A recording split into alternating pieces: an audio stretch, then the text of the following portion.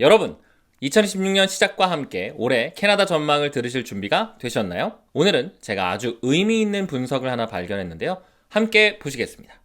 그리고 새해 복 많이 받으세요.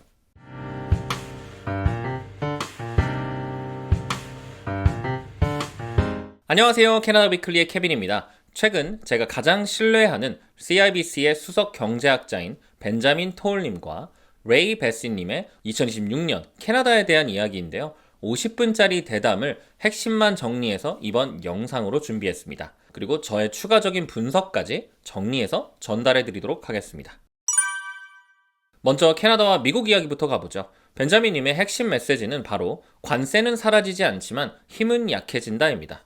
최근 미국 연방항소법원이 국가안보 명목으로 무제한 관세를 부과할 수 없다고 판단했죠. 이게 왜 중요하냐면 트럼프 행정부가 지금까지 관세를 밀어붙일 수 있었던 가장 강력한 논리가 이제 막혔다는 의미입니다. 실제로 지난 관세율을 보시면 25%까지 갔던 관세가 조금씩 조정되면서 계속 내려오고 있고, 벤자민님은 11에서 12% 수준까지 앞으로 더 낮아질 가능성이 높다고 예상하고 있는데요. 그리고 아주 중요한 포인트 하나, 이 관세 분쟁의 비용은 과연 누가 내고 있을까요? 라는 질문에 벤자민님은 명확하게 미국의 소비자가 부담한다라고 이야기하고 있습니다. 미국과 캐나다의 이 관세 전쟁의 끝은 보이지 않는 세금, 사실상의 소비세의 개념으로 미국 국민들이 부담하고 있다는 거죠. 그래서 최근 트럼프 지지층 내부에서도 이건 우리가 원하던 게 아니다라는 불만이 커지고 있는 거고요. 이 흐름은 캐나다와 다른 나라의 입장에서 본다면 상대적으로 호재로 작용하고 있습니다. 자, 다음은 캐나다 금리와 통화 정책입니다. 우선 벤자민님은 인플레이션을 이렇게 보고 계신데요. 공식적인 CPI는 아직 높게 나오고 있지만 캐나다의 주거 비용의 큰 부분을 차지하는 홈 렌트, 이 비용의 수치가 왜곡되어 있고 실질적인 인플레이션은 약 1.7% 수준이라고 이야기하고 있습니다. 자, 사실 1.7%라면 뱅크 오브 캐나다가 누누이 얘기했던 2%의 타겟 수치보다 미만이기 때문에 이론적으로는 뱅크 오브 캐나다가 금리를 추가로 인하하더라도 이상하지 않는 거죠. 하지만 현실은 다릅니다. 뱅크 오브 캐나다는 계속해서 이제 거의 끝났다, 우린 내리지 않을 거다라는 메시지를 시장에 주고 있는 거죠. 자, 벤자민님의 2026년 금리 전망은 캐나다 중앙은행의 기준금리는 큰 변화는 없을 것이다.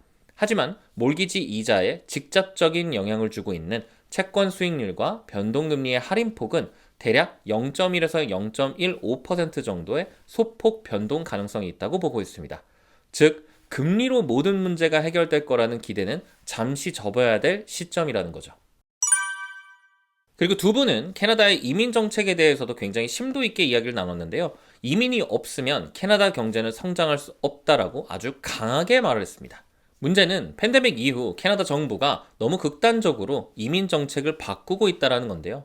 너무 많이 이민자를 받았다가 갑자기 급격히 줄였다가 명확한 방향이 없습니다. 그리고 벤자민님은 2026년은 반드시 친이민이든 반이민이든 명확한 방향을 정하고 비전을 제시해야 하는 해라고 말했습니다.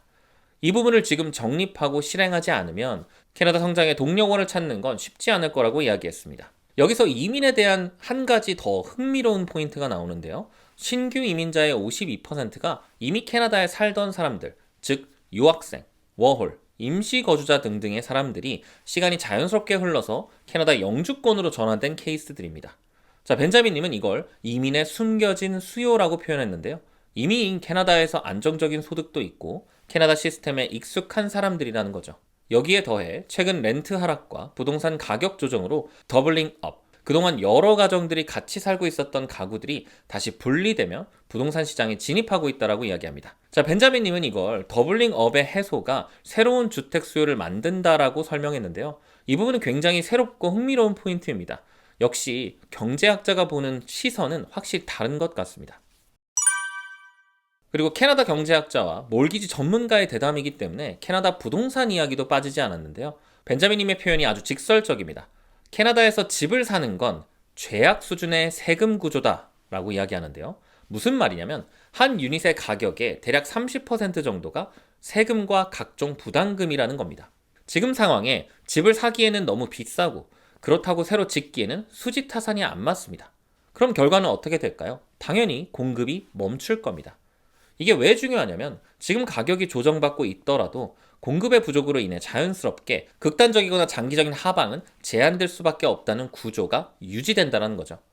마침 최근 한 구독자분께서 댓글을 통해서 캐나다에서 집을 지어서 판매하는 건 과연 어떤가요? 라는 질문에 대해서 제가 자료를 조사하고 있었는데 현 시점 이미 지어진 집을 사는 것 대비 새롭게 집을 짓는 부분은 대략 33% 이상 추가적인 비용이 발생했습니다. 자, 그럼 벤자민님이 말씀하셨던 한 유닛의 가격당 30% 정도의 세금, 각종 부담금 등등의 추가 비용과 또 리스크를 짊어지고 집을 짓고 있다는 이야기가 어느 정도 일맥상통하는 거죠. 과연 이런 상황에 정말 내가 좋아하는 장소에 꿈꾸던 나의 드림홈을 짓는 것이 아니라면 과연 누가 집을 지을까요? 그냥 이미 지어진 집을 사는 게 싸고 확실할 겁니다. 밴쿠버, 토론토 등등의 대도시, 콘도 시장에 대해서도 이야기하셨는데요. 향후 2년간은 바닥을 다지는 구간이다. 그리고 지금 시장에 풀린 물량을 소화하는데 생각보다 많은 시간이 필요할 거라고 예상했습니다. 하지만 그 이후엔 콘도 시장의 구조가 완전히 바뀔 거라고 이야기하는데요. 우선 소형 또는 자본이 약한 개발사들은 공급 시장에서 완전히 퇴장할 것이고 투자자 중심의 부동산 거래에서 실거주 중심으로 이동할 것이라고 예상했습니다.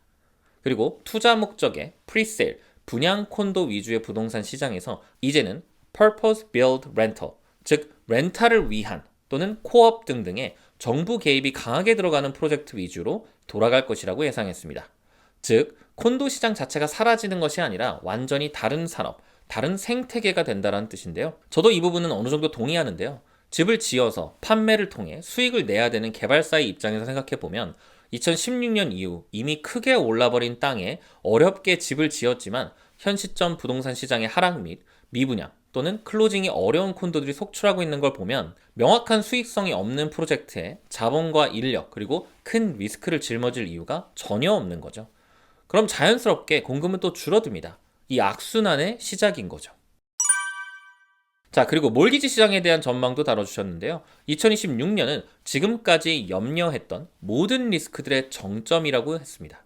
몰기지 연체율은 소폭이지만 상승하고 있는데 이제 캐나다 중앙은행의 금리는 동결이 강하게 예상됩니다.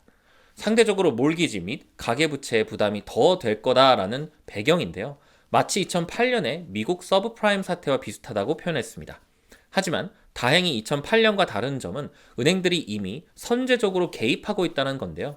우선 몰기지 연체 단계에 들어가기 전에 적극적으로 은행과 홈오너들이 서로 연락을 취하게 되고 몰기지 페이먼트를 줄일 수 있는 애머타이제이션을 리셋해주거나 몰기지의 구조를 조정해주는 조치들이 선제적으로 이뤄지고 있습니다. 즉, 방치 후 붕괴 구조는 아니라는 겁니다. 최근 제가 페이스북에서 몰기지 페이먼트를 놓치면 어떻게 되냐라는 간단한 질문에 생각이 좀 많아져서 조금 긴 답변을 남겼는데요. 많은 분들이 좋아요를 눌러주시는 걸 보고 생각보다 많은 분들이 함께 고민하고 있는 주제가 아닌가라는 생각을 했습니다. 우리 모두 이런 어려움이 없는 한 해가 되기를 진심으로 바랍니다.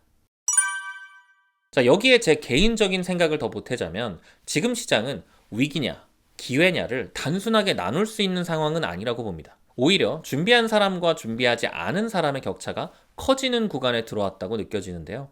특히 부동산과 몰기지 쪽에서는 예전처럼 금리가 내려가길 기대하면서 모든 게 해결되기 기대하는 전략은 이제 틀린 거죠.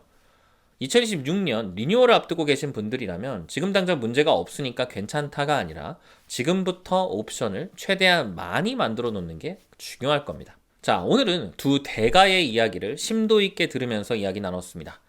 저는 개인적으로 참 생각이 많아지는데요. 2026년 과연 캐나다는 괜찮을까요? 여러분들의 생각을 댓글로 남겨주시면 이번에도 서로에게 도움이 되는 유익한 대화를 나누면 좋겠습니다. 이상 캐나다 위클리의 케빈이었습니다. 감사합니다.